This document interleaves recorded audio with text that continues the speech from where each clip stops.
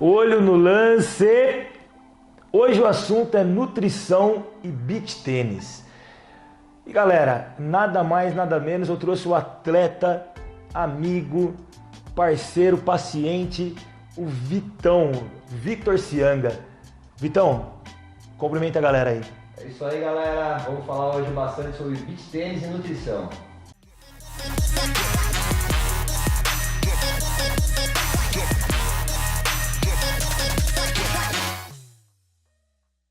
Vitão, vamos começar o assunto aí, que acho que é um assunto que todo mundo tem dúvida, né? Sim, com certeza, né? Até eu tinha muitas dúvidas, né? Verdade. Há um tempinho atrás cheguei aqui, né? A gente começou, teve um bate-papo, falou, pô, e aí, Cezinha, como é que você pode me ajudar aí nessa parte nutricional? Já era paciente antigo, né? Na época da musculação. Isso, quando era moleque, né? Quando era molecão, acho que aqui era 18, 19 anos que você tinha, né? Acho que é isso aí, 18, 19 anos, né? Na época eu queria bastante hipertrofia, Sim. Né? Bastante ganho de massa. E aí depois agora voltei a ser atleta, né? De beach tênis, aí competindo profissionalmente. Sim. Aí no começo eu já vim aqui com você e pedi a sua ajuda, né? Pô, o que eu tenho que fazer? E pra galera também que tá acompanhando a gente que não sabe da nossa relação, eu e o Victor já somos amigos, né? De longa data. E eu fui cair também no beach tênis, né? Então, o nutricionista jogando beach tênis, nada mais nada menos a gente falar de nutrição pra galera que tá lá na V-Tênis. É isso aí. É isso aí, galera. Então a gente vai, né, nesse bate-papo aqui, falar primeiramente, eu acho, como que foi a minha transformação, né? Eu voltei a jogar beach tênis. Na verdade, sempre joguei tênis a vida inteira. Parei um tempo, comecei a dar muitas aulas e depois, agora, voltei a ser atleta, né? 2 anos atrás comecei a jogar beach tênis novamente. E aí eu percebi que eu tava 15 quilos acima do peso. E já jogando bem, né? E já jogava. Aí eu cheguei pra ele e falei o seguinte, Vitão, cara, você passa por cima dos caras, se atropela. Cara, você tem que se cuidar, você tem que cuidar da parte nutricional. Eu vou deixar você voando. Foi isso mesmo que ele falou. E aí eu percebi que realmente, o primeiro dia que eu vim aqui, tirei as medidas, o peso, tudo, que, tava tudo errado o que eu tava fazendo. Então, só pra galera entender, o que a gente fez no início? A gente avaliou a composição corporal, viu quanto o Victor tinha de gordura no corpo, eu avaliei tudo que ele comia, toda a rotina de treinamento dele, e aí a gente começou o trabalho. Isso. E o principal, cortou o carbo. Cortou o carbo no início, né? No início. Na verdade, a gente fez uma diminuição muito drástica, né? Porque para quem tá aí fala, mas como assim cortou o carbo, né? É claro que a gente tem estratégias para isso, visando o tipo de treinamento e o objetivo que a gente queria imediatamente. Sim. Só para deixar claro, o Victor tinha competições importantes, então a gente tinha que fazer um resultado rápido. Conta para a turma depois como que foi que você foi sentindo até eu chegar a subir o seu carbo e aí você... Eu vou falar, cortou o carbo que eu falei, foi uma coisa que pra mim, psicologicamente, eu falei, putz, e agora, né? Não vou comer mais arroz, não vou comer feijão, ferrou, acabou a pizza, acabou tudo, né? Meu docinho da tarde. E aí eu peguei e foi um choque. Mas depois de 2 semanas, eu já vi o resultado, foi praticamente absurdo, né? E eu acredito que em 2 meses, foram 10 quilos, já em 2 meses. E eu comecei a ficar muito mais rápido na quadra, né? Minha resposta, meu salto, né? Foi uma mudança drástica aí e eu gostei muito.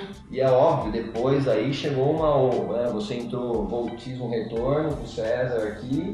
E era aquela suplementação também, né, inicial, né, para começar todo o processo até a gente chegar depois a nível internacional, que agora que você vem disputando as competições, né? Então, daquele momento, Victor, a conduta nutricional e de suplementação, ela foi também migrando, ela foi mudando, porque exigia maior recuperação, exigia um maior tempo em quadra, que nós vamos falar um pouquinho lá na frente, né? Isso, é isso mesmo. Então, galera, né, esse bate-papo aqui é justamente no começo aqui para mostrar como é que foi, né, como é que mudou a minha vida, né, dentro da quadra, dentro das quadras de beach tênis. Mudou completamente, né, porque a gente sabe muito bem que a areia, é difícil a locomoção na areia. E se você está 10 quilos, no caso eu estava 15 quilos, acima, muda muita coisa. Ah, parceiro, é complicado. E ainda mais se jogar profissional. Não tem como. Mas eu acredito que não só o profissional, né? Que agora a gente vai começar a falar um pouco dos alunos. Isso. Né? Do pessoal que joga beach tênis por hobby. Que é o maior público. É o maior público, com certeza. Porque se a gente for pegar os profissionais, hoje são quantos profissionais, assim, vamos dizer assim, ITF, de alto nível? ITF são entre 1.000 homens e umas 500 mulheres. Até bastantinho, né? Dá em torno de 1.500 atletas profissionais. Né? Mas se você for comparar com o número de atletas amadores, é muito maior. E o interessante é que os atletas amadores, eles querem também ter performance. Sim. Ninguém tá lá para brincadeira. Não, com certeza. Porque se a gente for levantar, o que eu quis dizer é o seguinte, se a gente for levantar um campeonato, por exemplo, vamos pegar aí um campeonato que teve, sei lá, em Maresias. Sim. Quantos atletas inscritos? Na média, 500 inscritos. Quantos amadores? Olha, ali em Maresias, no máximo tinha 50 profissionais, então 450 amadores. Então a gente pode colocar aqui, 90% são amadores. Sim, isso mesmo. Então, vamos falar um pouquinho da nutrição. Você, como professor, Vitão, coloca as dúvidas. Então... Solta as dúvidas que a galera tem. Eu vou passar agora as dúvidas que chegam. Né, que para mim ali os alunos chegam e falam: pô, Vitor, e aí, como que eu tenho que me alimentar antes de um treinamento? Só relembrando ao pessoal que um treinamento pode ter um gasto calórico de até 900 calorias por hora.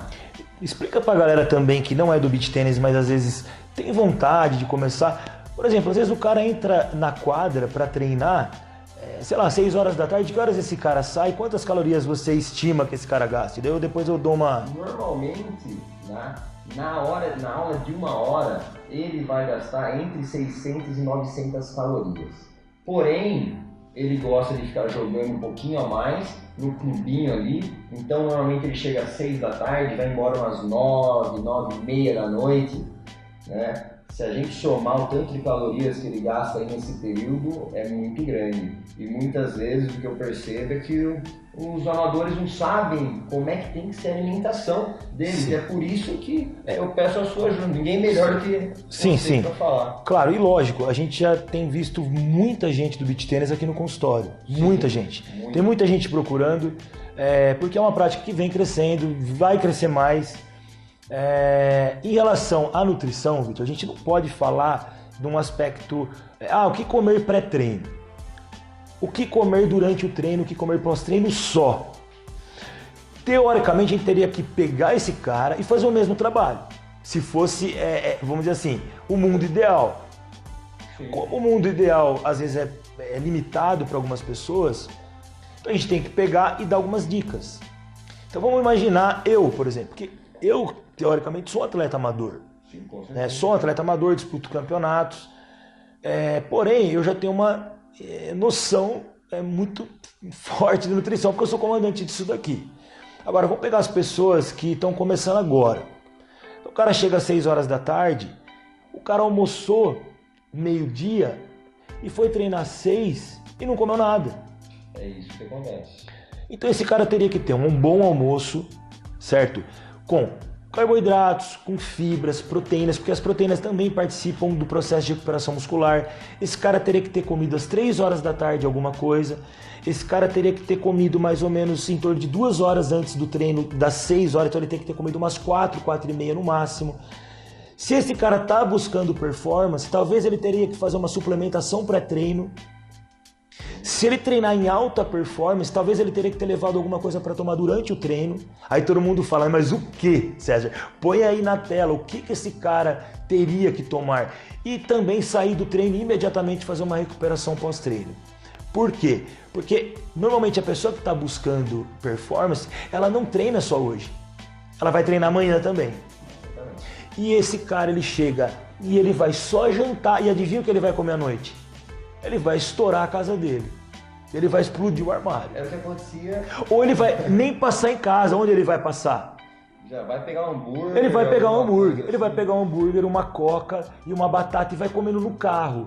Porque a fome é tão grande do déficit calórico que é gerado durante o treinamento que ele não aguenta chegar em casa. Ou ele até aguenta e come errado e começa todo o trabalho de perda muscular e ganho de gordura e ele não sabe porque ele está ficando magro, só que com o corpo ruim, esteticamente ruim. Isso a gente falou só do período do hora do almoço até a noite. Sim. Você imagina o café da manhã para o almoço. Então quer dizer, a refeição completa, a alimentação do dia de um beach tenista, mesmo amador, tem que ter uma muito boa alimentação. Primeiro, tem que ter organização.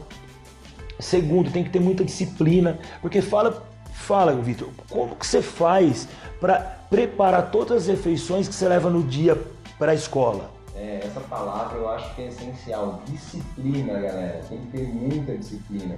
Né? Todo dia pela manhã eu já preparo. Vamos fazer assim, ó. Desculpa te interromper, Vitor. Fala pro pessoal o que você comia. Assim, no período que você precisava perder gordura. Só pra gente... Porque fica muito vago eu falar assim, comam tal coisa, levem tal coisa. Vou pegar um exemplo. Sim. Fala pra galera o que você comia. Café da manhã, tudo bonitinho. Hoje em dia? Ou não, antes do processo de perda de gordura. Porque agora, galera, o Vitor, ele está em alta performance. Tá? A gente avaliou a última avaliação, quanto deu de gordura aqui? Deu 5%. Deu 5% de gordura. Quanto que você começou? Faz em janeiro, né? Em janeiro, quantos por cento de gordura? Nossa, eu estava acima de 27%.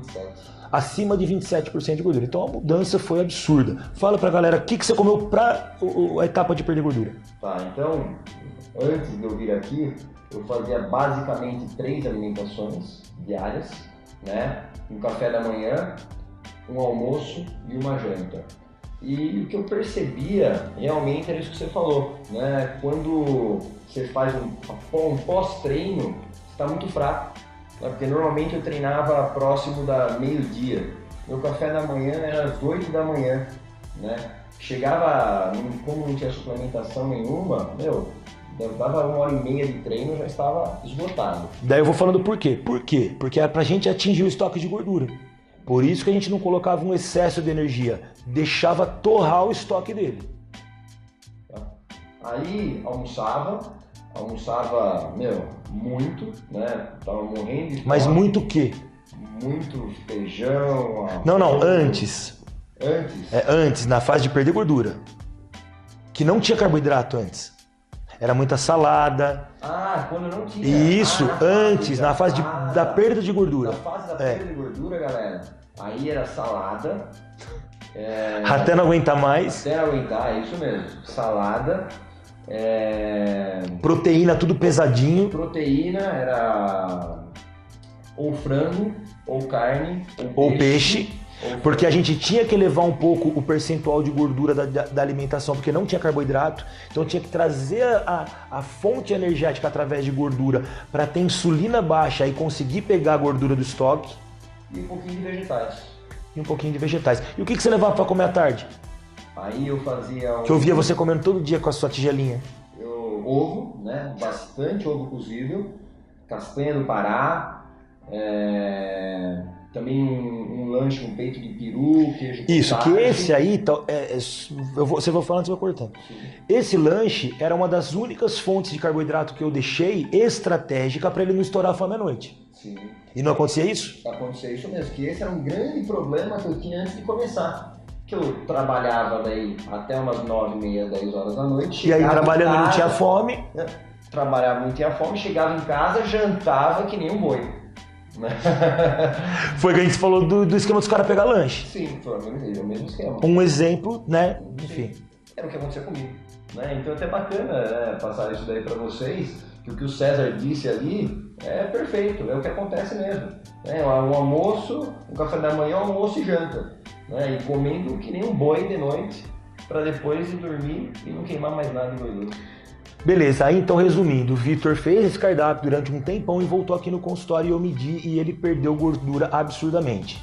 Claro, tinha alguns detalhes, alguns suplementos que isso é individual, não dá pra gente generalizar essa informação, Então aí a gente realmente tem que fazer uma coisa que é prescrita, então tinha algumas vitaminas, tinha alguns pré-treinos específicos para essa fase. A gente foi para a fase de performance, onde você já estava magro. E aí eu precisava encher os estoques de glicogênio muscular, que são os estoques de energia. Para quê? Porque ele magro precisava saltar, precisava ser rápido na quadra e precisava ter força. Perfeito. E aí eu entrei com alguns suplementos que eu vou colocar agora para o pessoal. Isso mesmo. Tá? Então a gente entrou com um pré-treino, onde o princípio ativo desse pré-treino era a beta-alanina. A beta-alanina, como algumas pessoas que estão assistindo já sabem que são pacientes meus, ela promove um controle do pH muscular para sequência do exercício em alta performance, então a beta-alanina. Durante o treino a gente fez um trabalho com isotônico, com um pouco de BCA para auxiliar na recuperação muscular, certo? Inserimos um pouco de creatina em um período, né, do que a gente precisava adquirir mais força, mas próximo da competição não. E depois do treino, um pouco de proteína, algumas frutas, enfim, uma alimentação um pouco mais completa. E a base sólida, voltou o carboidrato. Então o Vitor já comia, aí que ele falou que ele, né, naquele momento que comia arroz, feijão. Que é o que eu faço hoje agora, que eu já tô... Isso, e às vezes o pessoal tem medo de comer isso, por quê? Porque ela quer emagrecer e ela quer ter performance.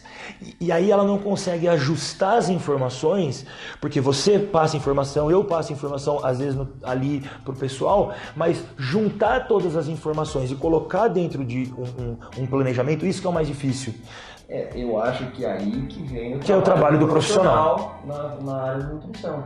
Né? Porque ele que sabe o momento que você vai ter que cortar o carboidrato, o momento que vai voltar com um pouco de carboidrato, sim, que vai colocar mais... Aí a gente sabe esse momento perfeitamente. Você sabe o momento perfeitamente. E assim, falando um pouco de competição, né? Vamos falar um pouquinho de competição e aí a gente... O pessoal do beat gosta só um pouquinho, né? Quase o pessoal não gosta, né? Já estão marcando competição até o final do ano, tem gente já comprando passagem para Aruba, né? Para ir pro Mundial. Então vamos falar um pouquinho sobre competição. O que eu vejo muito em competição, Vitor, é o seguinte: o pessoal mistura o que é competição com viagem de férias, sabe? Final de semana de férias. Eu vejo bastante isso, eu não sei se... Eu vejo bastante isso também. Eu acredito que os profissionais não, mas a galera amadora... Os profissionais não acontece isso porque nós já vamos para a competição já com um foco. Né? Já os amadores, né, eu acredito que não tem esse foco tão sim, bem definido ali, né, na competição mesmo. Então eles desviam um pouquinho o foco e acabam se prejudicando. Sim. Né? Porque depois o que eles falam? Pô, não ganhei. Nossa, deu uma cãibra em mim no último jogo. É isso que acontece. O que a gente viu mesmo? Me lesionei. Sim. Por quê? Porque às vezes a má alimentação, galera, você pode correr risco de lesão, você pode ter gatilho de lesão por uma má alimentação. Perfeito. Certo? É isso mesmo. Então, assim, o pessoal fala assim, mas o que eu tomo em competição de suplemento? Essa é a pergunta que eu queria fazer pro César. Então, assim, alunos chegam... Por exemplo, Vitor, vamos supor, eu falei da beta-alanina, né? A beta-alanina era um suplemento de uso crônico. Então não adianta você tomar ela só pré-competição.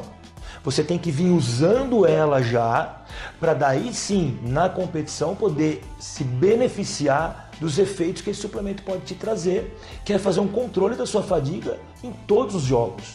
Esse é um ótimo suplemento. Um outro suplemento que eu considero essencial é um carboidrato. É um carboidrato de longa absorção, por exemplo, uma palatinose. Sim. Uma palatinose, por exemplo, ela pode garantir a sua glicemia durante todo o período do jogo. Mas só a palatinose, Vitor, ela não hidrata. Porque para o carboidrato e para a água entrar dentro do músculo, ela precisa do sódio. Aí entra uma mistura de carboidrato com isotônico. E isso é um segredo, porque às vezes as pessoas têm cãibra porque só tomam carboidrato. E para a galera um pouco mais avançada também em suplementação, que precisa realmente chegar, por exemplo, numa final, ela pode utilizar dos recursos do BCAA. Que o BCAA a gente sabe que é um aminoácido que pode proteger contra a fadiga central. Que é se você tem o carboidrato muito baixo, o BCA ele te protege contra a fadiga central, que é a fadiga no cérebro, de te deixar down para você poder exercer as suas atividades físicas, no caso aí, na sequência de jogos. E a galera também faz o seguinte, a galera tem um jogo de manhã, tipo 8 horas da manhã, e aí tem outro 1 hora da tarde. Quando não tem 3 ou 4 Quando não jogos, tem 3 ou 4 jogos no dia. no mesmo dia. Isso, aí o que acontece? O que eu vejo o pessoal fazendo? Batendo uma pratada de comida para ir jogar meia hora depois. Aí a gente tem que bater na tecla digestibilidade, porque o sangue ele é ignorante, ele vem para o sistema digestivo e deixa de oxigenar a musculatura, e aí a sua performance cai, e aí você entra desfocado na quadra. Isso eu posso falar porque eu também jogo, e eu vejo muito o pessoal batendo pratada, por exemplo, de carne, eu já vi o pessoal comendo feijoada, para você ter uma ideia.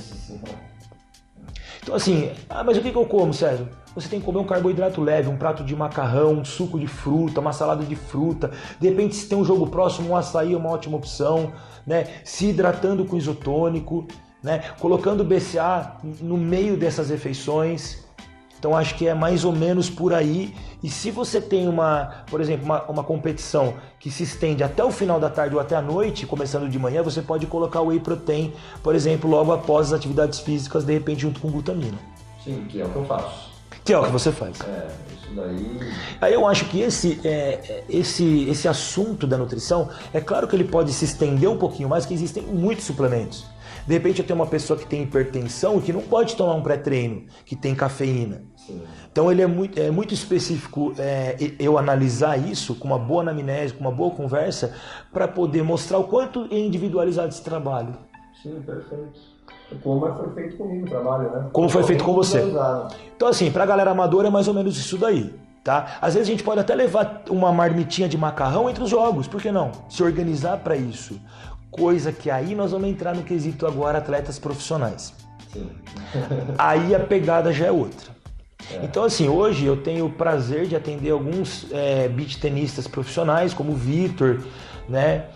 E alguns outros, que são até amigos do Vitor, e já experimentando do efeito da alta performance. Porque mesmo os atletas profissionais são muito mal informados. Porque o cara é bom, o cara tem técnico, o cara é rápido, o cara é explosivo. Mas a gente tem que pensar, no primeiro ponto, a energia que você vai ter para jogar. No segundo ponto, a energia que você vai ter para manter durante o dia inteiro. E terceiro, a recuperação muscular. Que é o principal, eu acho, às vezes. E uma coisa assim que eu acho que é fundamental, a hidratação. Você vinha falando. Porque assim, a gente veio comentando aqui em off, mas a hidratação, ela é um grande diferencial para o atleta. Às vezes até dias antes da competição. Onde normalmente a gente insere 50 ml por quilo de peso. Então, por exemplo, se eu tenho um atleta de 90 quilos, eu preciso tomar 4,5 litros de água. Antes da competição. Às vezes 3 dias antes. 3 dias antes, caramba. Então assim, parece que é muito bacana, hein, parece que é besteira, mas tem gente que não toma água no inverno, viu? Tem gente que não engole água. Aí tem aquela dica também, né, de andar com... Sim, a dica de andar com água, deixar em cima da mesa do trabalho. A gente tem aplicativos que avisam para tomar água. Poxa, hoje tem... Daqui a pouco tem cara vendendo o dia para levar água para você tomar. Sim. Tá na hora de você tomar água. Tá aqui, compre a água aqui. Não, galera, essa dica aí é fundamental, né? E eu espero que a gente esteja esclarecendo aí várias dúvidas de beach tenistas ou de pessoas também que estão querendo começar com o esporte, né?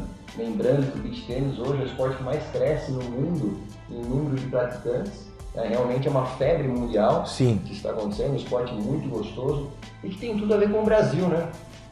Tudo a ver com o Brasil. Eu mesmo fui pego pelo esporte, então eu posso atestar que eu estou viciado nesse esporte. Por isso que a gente está aqui trazendo o Vitor, que acho que é a figura mais importante do beach tênis em Jundiaí e na região de Jundiaí. Então acho que é isso, né, Vitão? Acho que fica mais ou menos esse assunto. Se alguém tiver alguma dúvida, acho que pode deixar ou no meu Instagram ou no seu Facebook. É isso aí, galera. A gente está aberto para responder todos os questionamentos. De repente a gente recebe as perguntas e vai fazendo mini lives para esclarecer um pouquinho mais a galera. Isso mesmo, perfeito.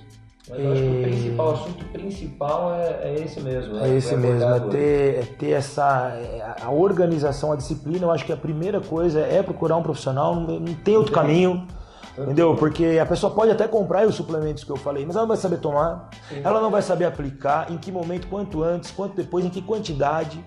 Então acho que é muito específico. Eu venho batendo nessa tecla faz muito tempo, sabe? Eu estou presente nas aulas, eu vejo, né? Sabe?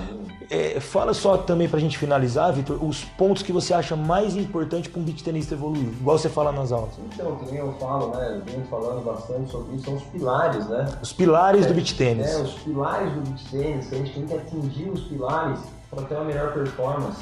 Que o pessoal acha que é só entrar na quadra e jogar o beach tênis.